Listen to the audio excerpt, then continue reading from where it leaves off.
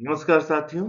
आज हम अधिगम के लिए आकलन और अधिगम का आकलन, इन दोनों के मध्य विद्यमान जो मुख्य अंतर है उसके बारे में चर्चा करेंगे। अधिगम के लिए आकलन को बोलते हैं असेसमेंट फॉर लर्निंग और अधिगम का आकलन को बोलते हैं असेसमेंट ऑफ लर्निंग। जैसा कि नाम से ही स्पष्ट होता है, अधिगम के लिए जो है वह छात्र को सीखने में सहायता देने के लिए जो आकलन किया जाता है उसको कह रहे हैं अधिगम के लिए आकलन। और जो अधिगम करने के बाद, सीखने के बाद क्या उसने प्राप्त किया, कितने अंक प्राप्त किए, कितने कथन मात्र के लिए बताने के लिए जो आकलन है उसको कहते हैं अधिगम का आकलन, असेसमेंट ऑफ लर्निंग। यदि हम इनमें से मुख्य अंतर करने का प्रयास करें, तो सर्वप्रथम हम अधिगम का आकलन इसको देखते हैं, यानी असेसमेंट ऑफ लर्निंग यह क्या है? तो इसमें हम देखते हैं कि 4-5 बिंदु हैं, इन बिंदुओं के आधार पर हम मुख्य रूप से इसमें अंतर करने का प्रयास करते हैं। असेसमेंट ऑफ लर्निंग जो होता है, वो पूरे शिक्षण अधिगम प्रक्रिया के पूरा होने के बाद होता है। तो इसीलिए इसके यदि ऑब्जेक्टिव्स हम देखते हैं, उद्देश्य देखते हैं, तो असेसमेंट ऑफ लर्निंग अर्थात अधिगम का आकलन, इसका प्रथम उद्देश्य है कि यह मूल्यांकन योगात्मक होता है, समेटिव होता है। बच्चे ने पूरे वर्ष में क्या-क्या पढ़ा, क्या सीखा और उसको लिखित या मौखिक रूप में जब प्रस्तुत करता है, तो संपूर्ण वर्ष के अधिगम का जो योग है, जो परिणाम है, उस परिणाम को हम कहते हैं अधिगम का आकलन। दूसरा, इस अधिगम का आकलन, इसका उद्देश्य दूसरा यह है कि यह जानना कि छात्रों ने किसी इकाई, पाठ्यक्रम या कार्यक्रम के अंत में क्या सीखा। यह सिद्ध करता है कि छात्रों ने यदि 60% अंक पाया, तो वो 60% सीख गया, 80% अंक पाया तो 80% सीख गया। तो पूरा या तो पूरी अनुधि समाप्त हो गई, पूरा पाठ्यक्रम समाप्त हो गया या पूरा वर्ष समाप्त हो गया, तो अंत में जो परिणाम है उसको बताता है अधिगम का आकलन। और तीसरा, उपलब्धियों को मापता है ग्रेड या अंक के माध्यम। 3 मूलभूत अंतर उसका उद्देश्य हो गया। पहला योगात्मक है, दूसरा पाठ्यक्रम के इकाई के अथवा वर्ष के समाप्ति के बाद होता है और तीसरा ग्रेड या अंक प्रदान करता है। एबीसीडी ग्रेड देता है या मार्क्स देता है 100 में से 60, 40 जो भी देना हो। समय के काल से देखें तो यह आमतौर पर शिक्षण अवधि के अंत में किया जाता है, जैसे सेमेस्टर के अंत में या कोई प्रोजेक्ट दिया गया, प्रोजेक्ट समाप्ति के बाद या फिर कोई पाठ छात्रों को पढ़ाया गया, तो उस पाठ के समाप्ति के बाद किया जाता है। इसीलिए इसका उदाहरण अंतिम परीक्षा अथवा मानकीकृत परीक्षा, मानकीकृत परीक्षा मतलब बोर्ड परीक्षाएं जैसे होती हैं, स्टैंडर्ड टेस्ट, अथवा अंतिम परीक्षा मतलब सेमेस्टर एग्जाम या फिर ईयरली एग्जाम जो होता है उनको। तो समय की दृष्टि से अंत में की जाने वाली जो परीक्षा है उसको बोलते हैं असेसमेंट ऑफ लर्निंग अर्थात अधिगम का आकलन। इस अधिगम के आकलन के केंद्र बिंदु में तीसरा हम इसका बिंदु लिख रहे हैं कि इसके केंद्र बिंदु में वस्तुतः अंतिम परिणाम या अंतिम जो उसका प्रदर्शन है वह रहता है। छात्र ने अंतिम रूप से किस श्रेणी में अपना प्रदर्शन दिखाया, यह बताने मात्र के लिए होता है अधिगम का आकलन। दूसरा, यह इस सवाल का जवाब देता है कि छात्र ने क्या हासिल किया, कौन-सी श्रेणी हासिल की, कौन-सा स्थान हासिल किया, इतना बताने मात्र के लिए होता है। यदि हम स्टॉक होल्डर्स की बात करें तो मतलब इस आकलन से मुख्य रूप से किसका हित होता है, किसके लिए किया जाता है? तो यह इसके सारे बाहरी हित साधकों के लिए अधिगम का आकलन होता है, छात्र के लिए नहीं होता है। अपितु किसके लिए होता है? अभिभावक के लिए, बच्चों के माता-पिता के लिए, प्रशासक के लिए, नीति निर्माता के लिए, सरकार के लिए या ऑर्गेनाइजेशन जो संस्था है, उसके लिए, संस्था के प्राचार्य के लिए कि संस्था के बच्चों ने इस बार इतने प्रतिशत प्रदर्शन किया। या इस संस्था के बच्चों ने पूरे जिले में प्रथम स्थान प्राप्त किया, इस विद्यालय का स्थान रहा। तो बच्चे का स्थान कम और विद्यालय का स्थान ज्यादा इसमें दिखाया जाता है। तो इसके हित साधक जो हैं वो बाहरी हैं सारे। और दूसरा, छात्रों के प्रदर्शन को मानकों या मानदंडों के विरुद्ध मापने में सहायक है। मानक मतलब हर बच्चे की अपनी-अपनी कैपेबिलिटी है, अपनी-अपनी क्षमताएँ हैं। हर बच्चे की अपनी स्पेसिफिकेशन होती है, उसके अनुसार उसको मापा नहीं जाता है। अभी तो एक सिमिलर सामान्य क्वेश्चनएयर देके, प्रश्नावली दे करके और फिर उसको माप लिया जाता है।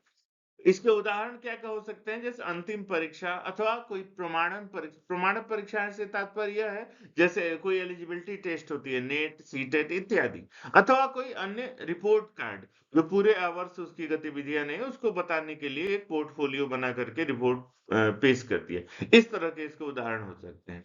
तो ये मुख्यतः 5 जो इसके बिंदु हैं, इन 5 बिंदुओं, 5 आयामों के आधार पर हम यह समझने का प्रयास कर रहे हैं कि अधिगम का आकलन असेसमेंट ऑफ लर्निंग है क्या?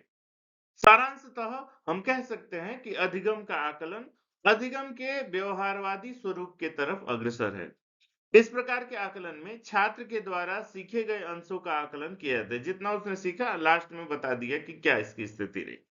इसमें अध्यापक अधिगम का उद्देश्य पूर्व निर्धारित करता है। पहले से निर्धारित किया गया होता है पाठ्यक्रम का कि इसके ऑब्जेक्टिव्स क्या-क्या हैं। यदि अध्यापक के निर्धारित उद्देश्य के अनुरूप ही छात्र का प्रदर्शन रहता है, तब अधिगम का आकलन सफल माना जाता है। व्यवहारवादी आकलन में छात्रों के विशिष्ट क्षमता या सृजनात्मकता के आकलन के लिए कोई भी स्थान या अवसर नहीं होता है। अतः अधिगम का आकलन वही कि अध्यापक ने जितना बताया कि इस पाठ को रट लेना, रट करके यदि बच्चे ने उसी लय, ताल, गति, यति, आरोह अवरोह पूर्वक सुना दिया, तब तो यह माना जाता है कि बच्चे ने लर्न कर लिया। और अगर नहीं सुनाया तो ये माना जाता है कि उसने लर्न ही नहीं किया, सीखा ही नहीं है। यही है अधिगम का आकलन। अब अधिगम के लिए आकलन जो है उसको देखते हैं। असेसमेंट फॉर लर्निंग, फिर इन दोनों में हम अंतर भी करेंगे। फॉर लर्निंग क्या है? तो यह वस्तुतः रचनात्मक फॉर्मेटिव होता है। फॉर्मेटिव का ये तात्पर्य फॉर नहीं है, तो 3 तरह से ये अप्लाई होता है teaching learning process. First of all जो प्री टेस्ट होता है, पूर्व परीक्षा होती है, उस रूप में। दूसरा ऑनगोइंग प्रोसेस, जब टीचिंग लर्निंग की प्रोसेस चल रहा होता है, शिक्षण अधिगम की प्रक्रिया चल रही है होती है, उसमें भी इसको अप्लाई किया जाता है। और लास्ट में उसने क्या सीख लिया, किस एरिया में जा सकता है, इसके लिए भी किया जाता है। तो इसलिए प्रोसेस है, कंटीन्यूअस है, कॉम्प्रिहेंसिव है, सतत है और विस्तृत है। इसीलिए हम इसको रचनात्मक, निर्माणकारी अथवा फॉर्मेटिव कह रहे हैं। दूसरा इसका उद्देश्य है कि शिक्षण और सीखने की प्रक्रिया में सुधार लाना। शिक्षण अध्यापक कर रहा है, तो अध्यापक अपने सिखाने की प्रक्रिया में क्या सुधार लाए, जिससे कि बच्चों का प्रदर्शन बेहतर हो। अध्यापक ने एक पाठ पढ़ाया, अगर 100 छात्रों में से 60-70 छात्रों ने नहीं उत्तर दिया, नहीं समझा, 20-30 छात्रों ने ही समझा है, तो यहाँ पर अध्यापक को अपनी शिक्षण पद्धति, प्रस्तुतिकरण की पद्धति, टीएलएम जो यूज कर रहा है, टीचिंग लर्निंग जो मटेरियल, उन सब में बदलाव करना। तो शिक्षक के शिक्षण में भी सहायता देता है, और जो लर्नर है, अधिगंता है, विद्यार्थी है, छात्र है, उसके सीखने की प्रक्रिया में भी सुधार लाता है। उसके स्ट्रेंथ और वीकनेस को रिमार्क करता है, उसकी जो उसके कौन से सबल पक्ष हैं, कौन से दुर्बल पक्ष हैं, कमजोरियां क्या हैं, इन सबको वो रेखांकित करके बताने का प्रयास करता है कि आपको इन चीजों में ध्यान देना है। इसीलिए सीखने की प्रक्रिया में सुधार करता है। दूसरा, यह छात्रों और शिक्षकों को निरंतर फीडबैक, प्रतिपुष्टि प्रदान करता रहता है। छात्र शिक्षकों को क्या, एक-एक अन्विति, एक-एक बिंदु पढ़ाने के बाद वो एक बार आकलन करके देख लेंगे कि छात्रों ने क्या सीखा, कितने प्रतिशत छात्र सीख रहे हैं। तो अगर कम छात्र सीख रहे हैं, प्रतिशत कम आ रहा है, तो अपने शिक्षण की प्रक्रिया में सुधार करेगा। बच्चे कुछ नहीं सीख पा रहे हैं 10-15%, तो इंडिविजुअली उनको एक-एक को संबोधित करेगा, बताएगा कि आपकी कौन सी प्रॉब्लम है, किन समस्याओं के कारण आप नहीं सीख पा रहे हैं। तो निरंतर छात्र को भी और शिक्षक को, दोनों को फीडबैक, प्रतिपुष्टि देता रहता है। इसका स्वरूप बहुत विस्तृत हो गया और एक तरह से ये रचनात्मक हो गया।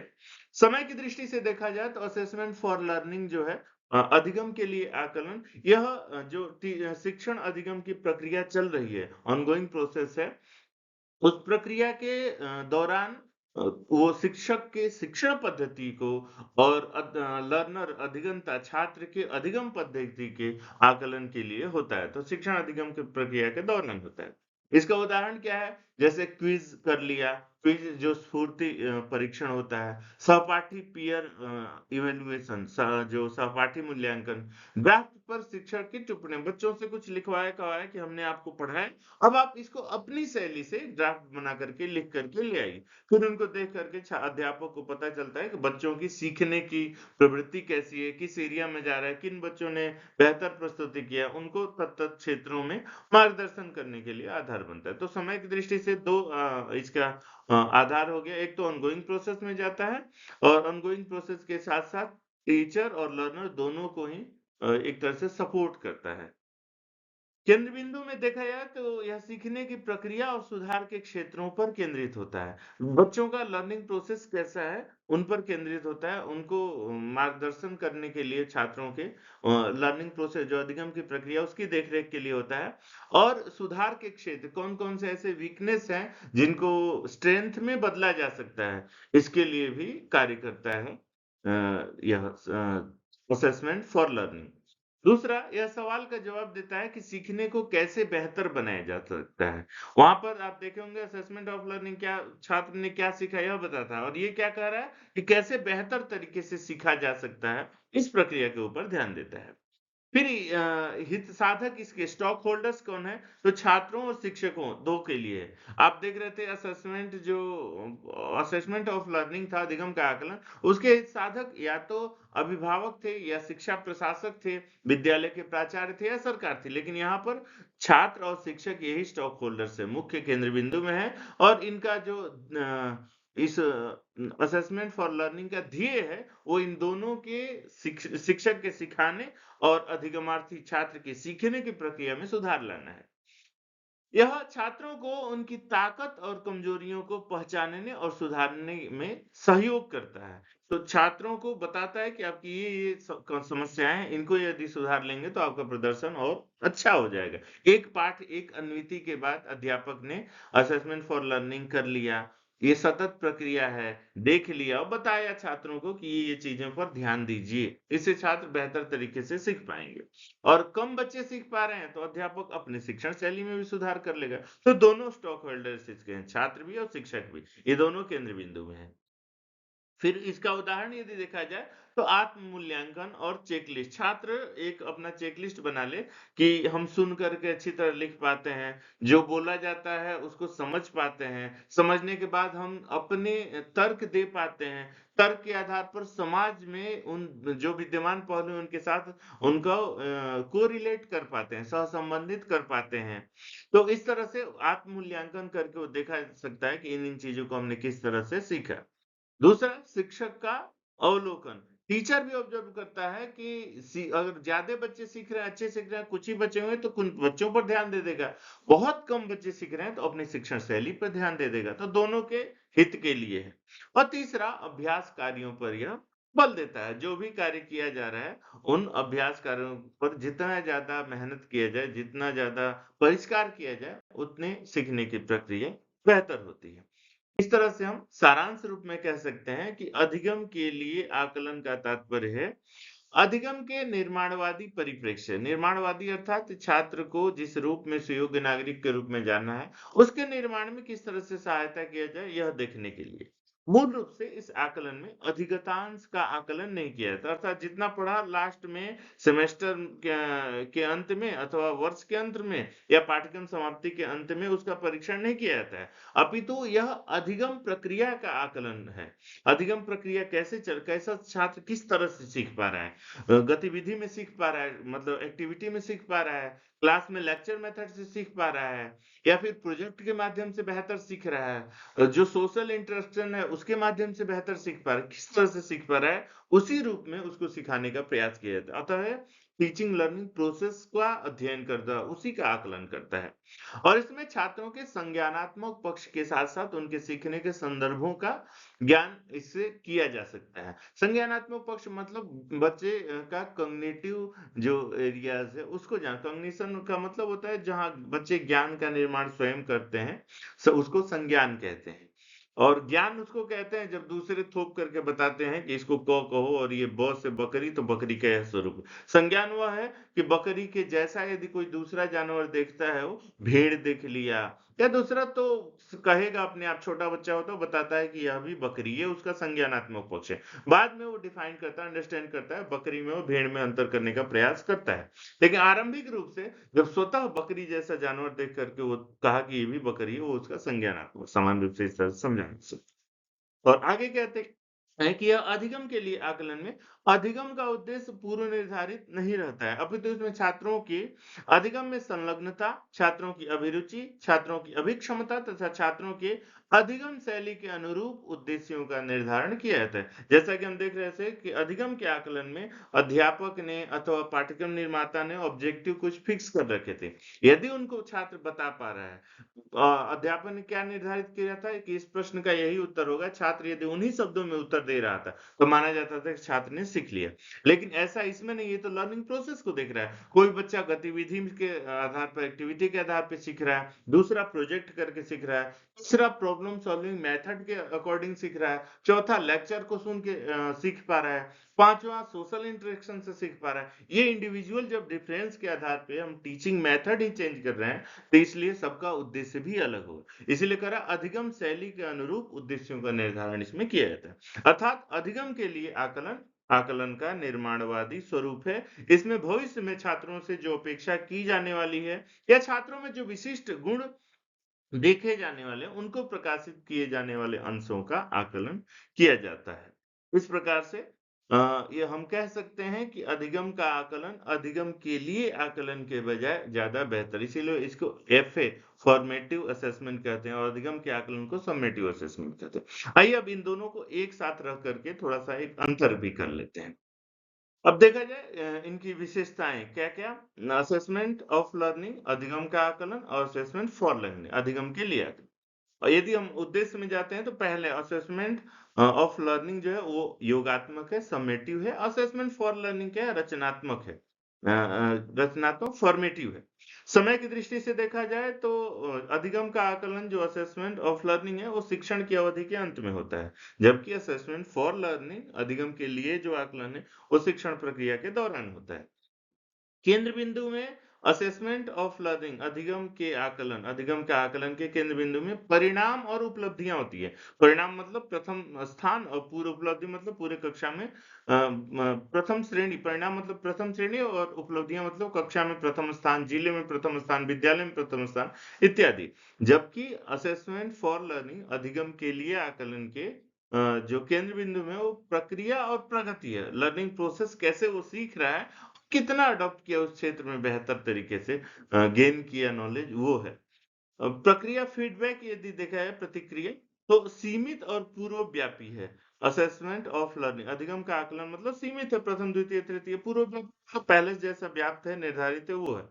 और असेसमेंट फॉर लर्निंग जो है अधिगम के लिए आकलन, उसकी जो प्रतिक्रिया है वो निरंतर है, कंटिन्यूअस है और कार्यात्मक रूप से मतलब जो जैसा कार्य कर रहा है उस रूप में उसको अभिव्यक्ति प्रदान की जा रही है। हित साधक यदि देखा है, हितधारक स्टॉक होल्डर्स कौन कौन से हैं? तो असेसमेंट ऑफ लर्निंग अधिगम का आकलन इसके लिए बाहरी व्यक्ति हैं, जैसे अभिभावक या शिक्षण प्रक्रिया के अधीन आने वाले प्रशासन, जो प्राचार्य, विद्यालय संगठन आदि। जबकि असेसमेंट फॉर लर्निंग जो है अधिगम के लिए आकलन, इसके हितधारक हैं आंतरिक व्यक्ति, छात्र, शिक्षक आदि। इस प्रकार से हम कह सकते हैं कि असेसमेंट फॉर लर्निंग और ऑफ लर्निंग दोनों ही अनिवार्य रूप से होने चाहिए, लेकिन फॉर लर्निंग एफए जो होता है वो छात्रों के विकास के लिए है, शिक्षण पद्धति के लिए, अध्यापक के लिए विकास के लिए, इसलिए ये ज्यादा बेहतर है। असेसमेंट फॉर लर्निंग की अंतिम परिणति जो होती है असेसमेंट ऑफ लर्निंग के रूप में ही होती है, योगात्मक के रूप में ही होती है। अंतिम परिणाम कथन जो होता है उसी को योगात्मक कहते हैं। ठीक है, धन्यवाद सभी को।